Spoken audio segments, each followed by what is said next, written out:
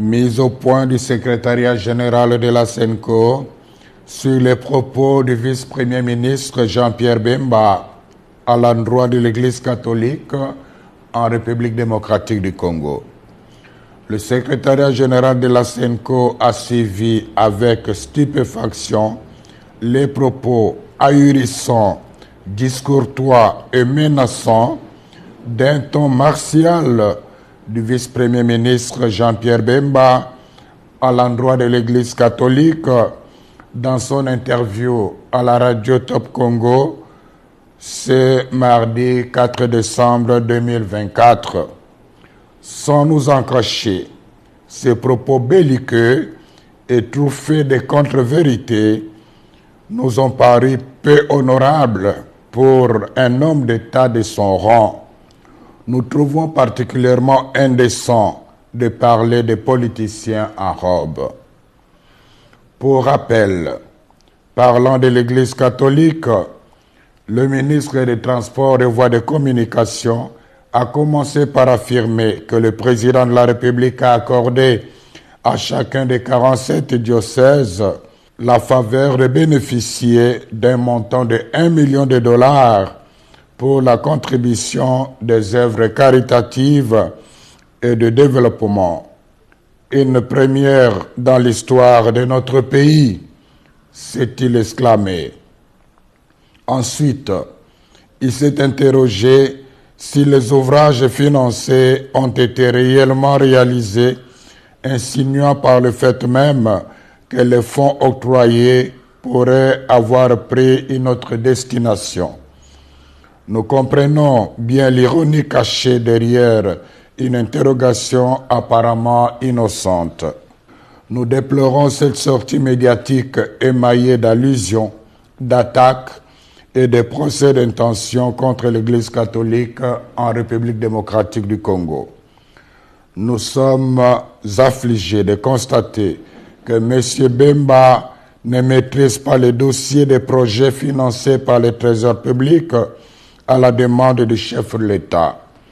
Au nom de la sagesse élémentaire, il aurait intérêt à s'informer davantage avant de prendre publiquement la parole. Revenons aux faits.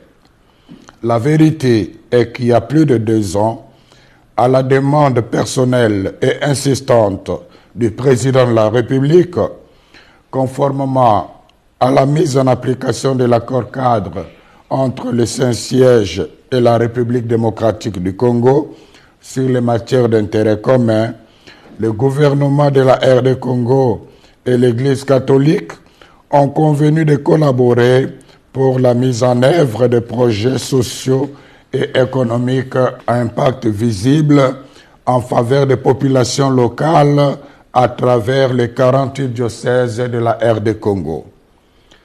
Sans jamais avoir été demanderesse, et surtout dans le souci de rendre service à la population, de bonne foi, l'Église s'est engagée. Auréolée de son expérience incontestable en matière de développement et des avantages de son omniprésence en territoire congolais, elle a accepté cette lourde charge en vue de contribuer au bien commun des Congolaises et des Congolais qui, comme on le sait, est souvent compromis à cause de la mauvaise gouvernance et de la corruption. Signalons toutefois que, pour des raisons pertinentes, largement compréhensibles, l'archidiocèse de Kinshasa s'est abstenu d'accéder au fonds. Dès le départ, le gouvernement congolais s'est engagé à mettre à la disposition des diocèses trimestriellement un fonds pour la mise en œuvre des projets retenus par chacun des 47 diocèses en RD Congo. Pour des raisons de trésorerie, il n'a malheureusement pas respecté l'échéance, mais il n'a pas renoncé aux engagements pris. À ce jour, plus de 2 ans après cet accord, seulement 2 tranches de 300 000 dollars ont été données, la première en 2022 et la deuxième en 2023, soit $600,000 par diocèse. Tous les diocèses se sont mis à l'œuvre. Certains ont même reçu la visite du conseiller principal du président de la République en charge des questions religieuses.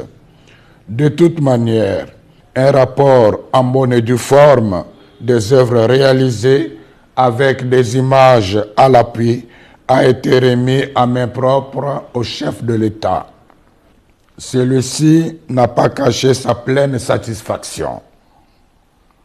Une copie de ces réalisations a été donnée aussi à Madame la Première ministre. Par souci de loyauté et de transparence, en collaboration avec la presse de la présidence de la République, le secrétariat général de la SENCO a réalisé une émission sur le travail accompli. Toutefois, comme le rythme du financement n'a pas été respecté dans tous les diocèses, certains chantiers très avancés sont restés inachevés. À ce jour, une autre tranche de $300,000 a été annoncée et permettra de continuer l'exécution des projets réalisés avec beaucoup de sacrifices en dépit d'énormes difficultés de transaction et de transport.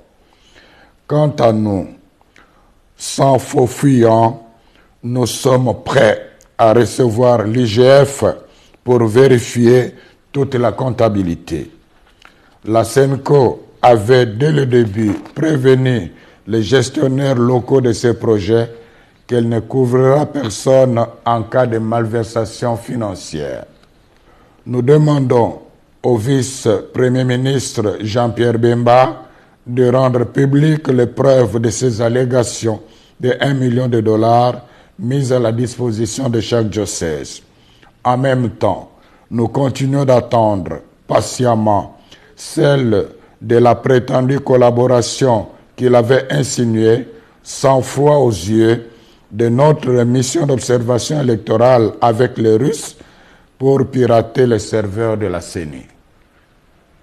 Qui dans ce pays ne sait pas que l'Église catholique, sans l'aide de l'État congolais, dépense chaque année des fonds immenses pour réaliser les œuvres d'utilité publique comme les écoles, les hôpitaux, les routes, les ponts, les hommes de vieillards, les orphelinats, etc. Par ailleurs, nous avons apprécié que le vice-premier ministre, ministre des Transports et Voies de Communication, rappelle la mission des hommes de Dieu de rassembler tous les fils et filles de la RDC, de parler de la paix et de l'unité.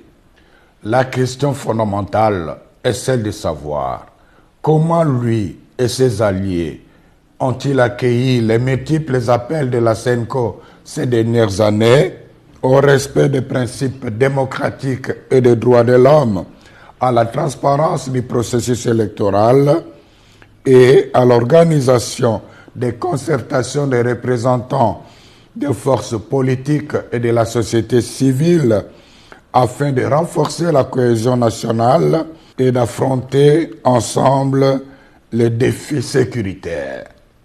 N'est-ce pas au nom de la même paix que la SENCO demande de ne réviser ni changer maladroitement et imprudemment la Constitution? C'est toujours au nom de la paix que la même Église catholique avait demandé au VPM Jean-Pierre Bemba de ne pas s'engager dans un conflit armé post-électoral. Conflit qui a fait plus de 200 morts, dont les enfants en uniforme en 2007 en pleine ville de Kinshasa. Où trouve-t-on la haine dans les messages de l'Église catholique? Nous réclamons les preuves tangibles. Aussi, faut-il rappeler qu'aimer quelqu'un ne signifie pas applaudir même ses erreurs. À cet égard, nous souhaitons ardemment que le vice-premier ministre Jean-Pierre Bemba se souvienne que l'Église qu'il vilipende avec dédain depuis un certain temps est la même dont il avait bénéficié de 2 précieuses visites pendant qu'il était en prison à La Haye. La vérité de l'histoire renseigne la sagesse, résiste à la frivolité du temps.